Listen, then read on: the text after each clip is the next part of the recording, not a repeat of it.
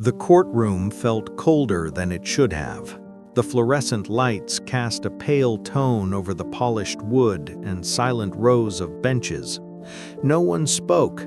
No one moved.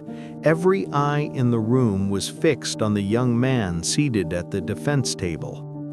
His name was Daniel Cross. He was 19 years old. He did not look dangerous. His hands were folded neatly in front of him. His posture was calm. His face showed no anger, no fear, no visible emotion at all. To anyone seeing him for the first time, he could have been a college student waiting for an exam to begin. But the charges read aloud by the judge told a very different story. 5 counts of first-degree murder, 5 separate victims, 5 lives ended quietly.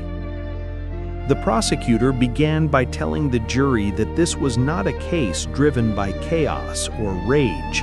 This was a case about control, about patience, about a young man who learned early that silence made him invisible.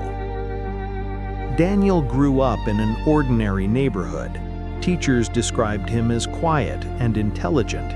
He caused no trouble, he had few friends, but that never raised concern. He attended classes, completed assignments, and went home. Nothing about his behavior suggested violence. When investigators later reviewed his history, they found no disciplinary records, no history of abuse, no obvious warning signs. That absence would become one of the most unsettling aspects of the case. The first victim was a man in his early 30s who lived alone. His death was initially ruled inconclusive. There were no signs of forced entry, no struggle, and no clear motive. Only later did a medical review determine that the cause of death had been deliberate asphyxiation. At the time, there was nothing to connect the case to anything larger. It was treated as an isolated tragedy.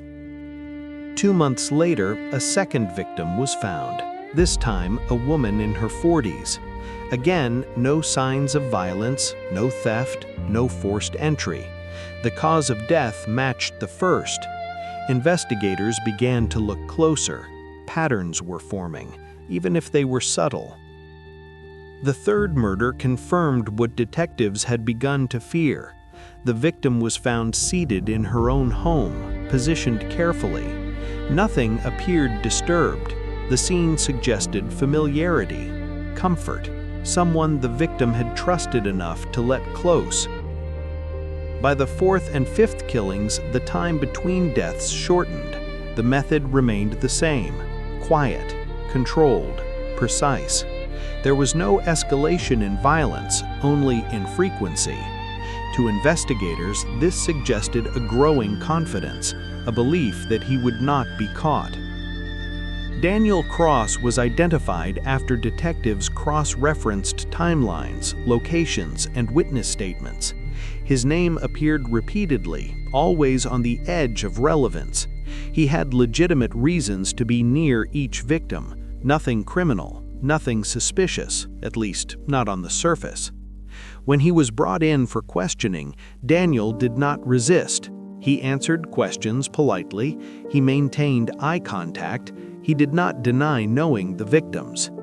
What unsettled detectives was how calmly he spoke about them, as if describing strangers observed from a distance. During one interrogation, a detective asked him directly if he understood why he was there. Daniel nodded and said yes. When asked if he had harmed anyone, he did not immediately answer. After a long pause, he said he had done what was necessary. He did not call it murder. He did not raise his voice. His tone never changed. Over several hours of questioning, Daniel admitted to all 5 killings. He described them without emotion, without justification, without apology.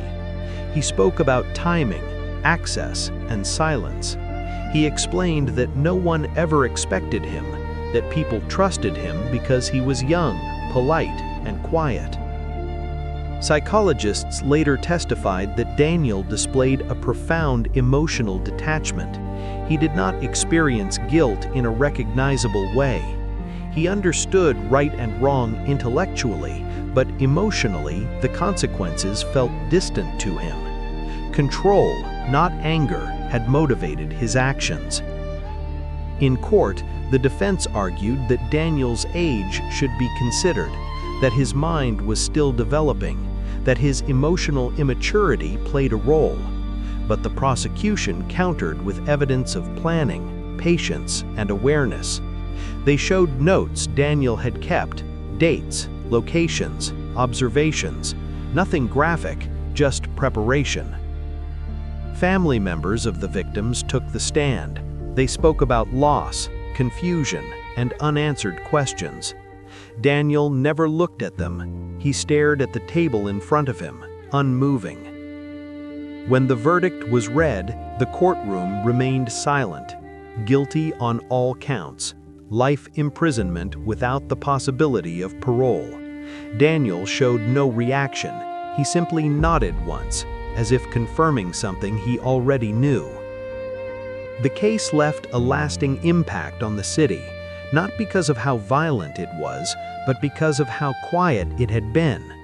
People began to question their assumptions about age, about appearances, about trust, because Daniel Cross did not look dangerous, and that was the most frightening part.